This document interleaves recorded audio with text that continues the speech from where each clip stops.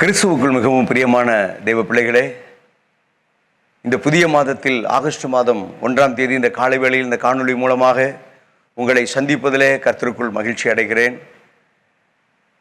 கடந்த நாட்களிலெல்லாம் கர்த்தர் கிருபையாய் நம்மை காத்தார். கர்த்தருடைய கிருபையின் கரம் நம்மோடு கூட இருந்து நம்மை காத்தது. எனவே இந்த மாதத்திலும் கூட கர்த்தருக்கு நாம் நன்றி சொல்லி கர்த்தரை மகிமைப்படுத்தி ஜெபத்தோடு கூட இந்த மாதத்தை நாம் ஆரம்பிப்போம்.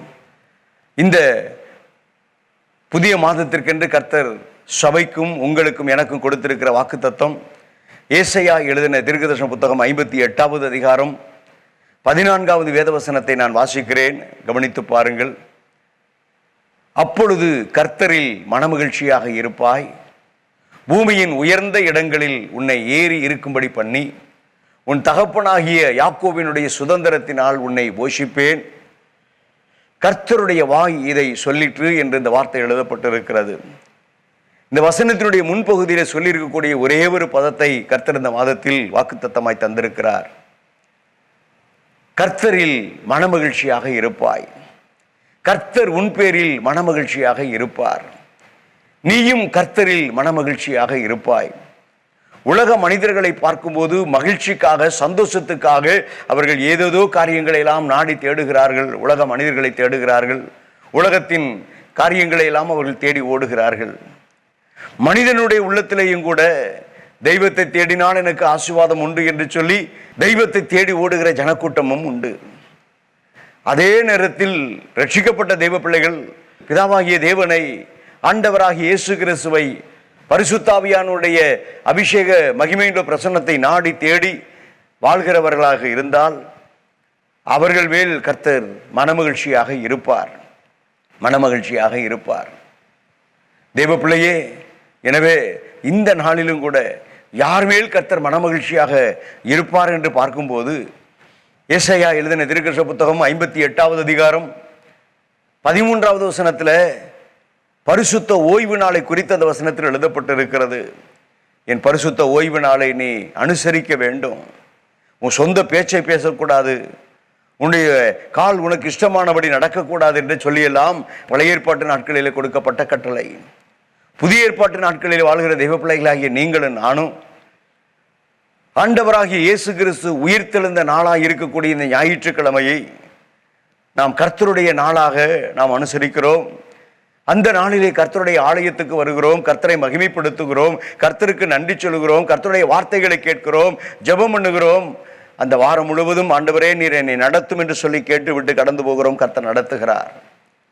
எனவே தேவ பிள்ளையே, யார் மேல் கர்த்தர் மனமகிழ்ச்சியாக இருப்பார் என்று சொன்னால், கர்த்தருடைய நாளாக இருக்கக்கூடிய இந்த ஞாயிற்றுக்கிழமை கர்த்தருடைய நாளை நீங்கள் அசட்டை பண்ணாமல் ஆண்டவரை தேடி ஓடி வந்து கர்த்தருக்கு கொடுக்க வேண்டிய கனத்தை கொடுத்து அவருக்கு செலுத்த வேண்டிய துதிபலிகளை செலுத்தி ஜெபம் பண்ணிவிட்டு கடந்து போனால் உங்கள் பேரில் கர்த்தர் மனமகிழ்ச்சியாக இருப்பார். நீங்களும் அவரில் மனமகிழ்ச்சியாக இருக்க முடியும். அதே நேரத்தில் சங்கீதம் 119ஆம் சங்கீதம் 70வது வசனமும் 119ஆம் சங்கீதம் 77வது வசனத்தையும் வாசித்து பார்த்தால் அந்த வசனத்துடைய பின்பகுதியில் சொல்லுகிறது, நானோ உம்முடைய வேதத்தில் மனமகிழ்ச்சியாக இருக்கிறேன், உம்முடைய வேதம் என்னுடைய மனமகிழ்ச்சி என்று சொல்லி இந்த வார்த்தைகள் எல்லாம் சொல்லப்பட்டு இருக்கிறது. கர்த்தருடைய வேதத்தை வாசிக்கும் போது மனமகிழ்ச்சி உண்டாகிறது. இன்னும் மனமகிழ்ச்சி உண்டாகக்கூடிய அநேக காரியங்கள் வேதத்தில் சொல்லப்பட்டிருந்தாலும் தெய்வ பிள்ளையே, நீங்கள் கர்த்தரை கனம் பண்ணி கர்த்தருடைய வேதத்தை கனம் பண்ணி வாழ்கிறவர்களாக நீங்கள் இருந்தால், இந்த ஏசாயா எழுதின தீர்க்கதரிசன புத்தகத்தில் 58வது அதிகாரம் 14வது வசனத்தினுடைய பின்பகுதியில் சொல்லப்பட்டிருக்கிற ஆசீர்வாதங்களை நான் உங்களுக்கு சொல்ல விரும்புகிறேன். நீங்கள் கர்த்தரில் மனமகிழ்ச்சியாக இருக்கும் பொழுது, கர்த்தர் உங்கள் பேரில் மனமகிழ்ச்சியாக இருக்கும் பொழுது, தெய்வ பிள்ளையே, பூமியில் உயர்ந்த இடங்களில் ஏறி இருக்கும்படி பண்ணி என்று ஒரு வார்த்தை எழுதப்பட்டிருக்கிறது. சங்கீதக்காரன் 34ஆம் சங்கீதம் 34வது வசனத்தில் வார்த்தை அவர் எழுதுகிறார், நீ பூமியை சுதந்திரித்துக் கொள்ளும்படிக்கு கர்த்தர் உன்னை உயர்த்துவார். உயர்த்துவார். தேவ பிள்ளையே, இந்த மாதத்தில் கர்த்தர் உங்களை உயர்த்துவார். நீங்கள் செய்கிற தொழிலாக இருந்தாலும், நீங்கள் செய்கிற வேலையாக இருந்தாலும், உங்கள் குடும்ப காரியங்களிலேயும், படிப்பின் காரியங்களிலேயும், எதிர்கால காரியங்களிலேயும் கர்த்தர் உங்களை உயர்த்துகிறதை நீங்கள் அறிந்து கர்த்தரை மகிமைப்படுத்துகிற மாதமாக இந்த மாதம் இருக்கும். தேவ பிள்ளையே, அன்னாள் என்று சொல்லக்கூடிய பெண்மணி 1 சாமுவேல் 2வது அதிகாரம் 1வது வசனத்தை வாசித்து பார்க்கும்போது, அப்பொழுது அன்னாள் ஜெபம் பண்ணி, என் இருதயம் கர்த்தருக்குள் களி கூறுகிறது என்று சொல்லி மனமகிழ்ச்சியோடு கூட இந்த வார்த்தையை அவள் சொல்லுகிறாள். களி கூறுகிறது, என் கொம்பு கர்த்தருக்குள் உயர்ந்திருக்கிறது, உயர்ந்திருக்கிறது. உம்முடைய இரட்சிப்பினாலே நான் சந்தோஷப்படுகிறேன், மனமகிழ்ச்சியாக இருக்கிறேன் என்று சொல்லும் வண்ணமாக குடும்பத்திலே நெருக்கப்பட்ட ஒடுக்கப்பட்டு கிடந்த அந்த அன்னாளை கர்த்தர் ஆசீர்வதித்தார். அன்னாள் மேல் கர்த்தர் மனமகிழ்ச்சியாக இருந்தால், அன்னாலும் கூட மனமகிழ்ச்சியோடு கூட கர்த்தரை சார்ந்து கொள்ளும்படி ஆலயத்துக்கு கடந்து போனபடியினால் அவளுடைய நிந்தை அவமானங்கள் எல்லாம் மாற்றப்பட்டது. அவளுடைய குடும்பத்தில் கர்த்தர் அன்னாளினுடைய தலையை உயர்த்தி ஆசீர்வாதமான சாமுவேல் என்று சொல்லக்கூடிய தீர்க்கதரிசியாகிய அந்த மகனை கர்த்தர் கொடுத்து ஆசீர்வதித்து நடத்தினார். 2வதாக இந்த வசனத்தில் சொல்லப்பட்டிருக்கிற வார்த்தையை பார்க்கும்போது, உன் தகப்பனாகிய யாக்கோபினுடைய சுதந்திரத்தினால் உன்னை நான் போஷிப்பேன். நாம் ஆராதிக்கிற நம்முடைய ஆண்டவர் எப்படிப்பட்டவர்? அவர் ஆபிரகாமின் தேவன், ஈசாக்கின் தேவன், அவர் யாக்கோபின் தேவனமாய் இருக்கிறார். தேவ பிள்ளையே, ஆபிரகாமுடைய வாழ்க்கையையும் ஈசாக்கினுடைய வாழ்க்கையையும் யாக்கோபினுடைய வாழ்க்கையையும், யாக்கோபு பெற்றெடுத்த 12 பிள்ளைகளுடைய வாழ்க்கையிலேயும் அவர்கள் பசியோடு பட்டினியோடு அலைந்து திரிந்திருந்ததாக நம்ம பார்க்க முடியாது. ஆசீர்வாதத்தோடு கூட அவர்களை நடத்தினார். உன் தகப்பனாகிய யாக்கோபினுடைய சுதந்திரத்தினால் உன்னை போஷிப்பேன் என்று சொன்னார்.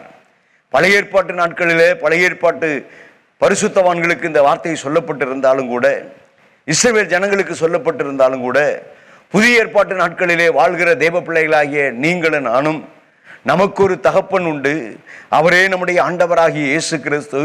அந்த தகப்பனாகிய இயேசு கிறிஸ்துவின் மூலமாக இந்த வேதத்தில் சொல்லப்பட்டிருக்கிற ஒவ்வொரு வாக்குத்தத்தங்களும், ஒவ்வொரு ஆசீர்வாதங்களும், ஒவ்வொரு நன்மைகளையும் கர்த்தர் நமக்கு தந்து நம்முடைய வாழ்க்கையை ஆசீர்வாதத்தோடு கூட போஷித்து நடத்துவார். ஒரு நாளும் பசியோடு பட்டினியோடு கூட கர்த்தர் நம்மை இருக்க விட மாட்டார். தேவ பிள்ளைகளே, ஒன்றை சொல்லுகிறேன். வேதத்தில் பார்க்கும்போது சாரிபாத் என்று சொல்லக்கூடிய ஒரு விதவையினுடைய வீட்டுக்கு அந்த எலியா என்று சொல்லக்கூடிய தீர்க்கதரிசியை கர்த்தர் அனுப்புகிறார்.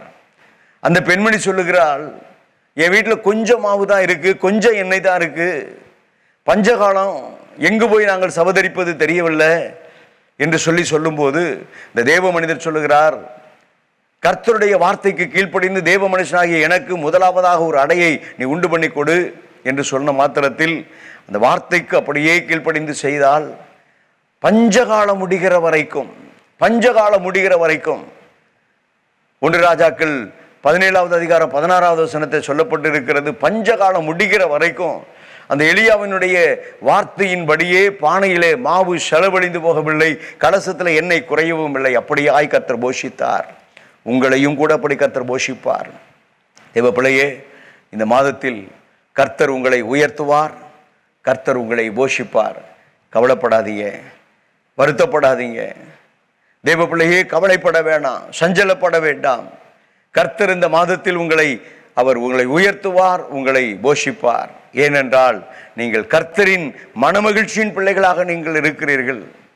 நீங்களும் நானும் கர்த்தருடைய மனமகிழ்ச்சியின் நாற்று என்று சொல்லி தேவ பிள்ளையே, வேதத்தில் இப்படிப்பட்ட ஒரு வார்த்தை கூட எழுதப்பட்டு இருக்கிறது. தேவ பிள்ளையே, கர்த்தர் இந்த மாதத்தில் உங்களை உயர்த்துவார், உங்களை போஷிப்பார். ஏனென்றால் வாக்கு கொடுத்திருக்கிறார், கர்த்தரில் நீங்களும் நானும் மனமகிழ்ச்சியின் பிள்ளைகளாக இருக்கிறோம் என்று சொல்லி கண்களை மூடி கர்த்தருடைய சமூகத்தை நோக்கி பார்த்து நம்ம ஜெபம் பண்ணுவோமா? கிருபையும் இரக்கமும் மகா பரிசுத்தமும் நிறைந்த நல்ல தகப்பனே, இந்த ஆசீர்வதிக்கப்பட்ட நல்ல அருமையான ஆண்டவரே, காலை வேளையிலும் கூட இந்த காணொளி மூலமாக இணைந்து இந்த வார்த்தைகளை கேட்டுக்கொண்டிருக்கிற இந்த அன்பு பிள்ளைகளுக்காக நான் செபிக்கிறேன்.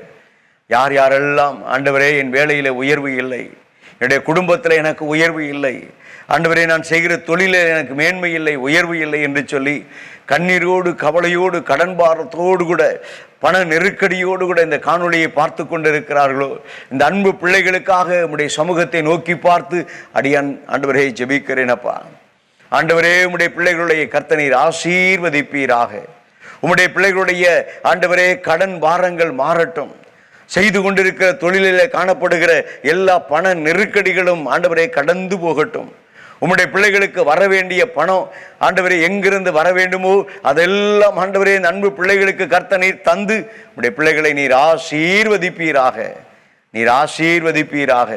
உம்முடைய பிள்ளைகள் ஆசீர்வாதத்தோடு கூட வாழ்ந்திருப்பார்களாக.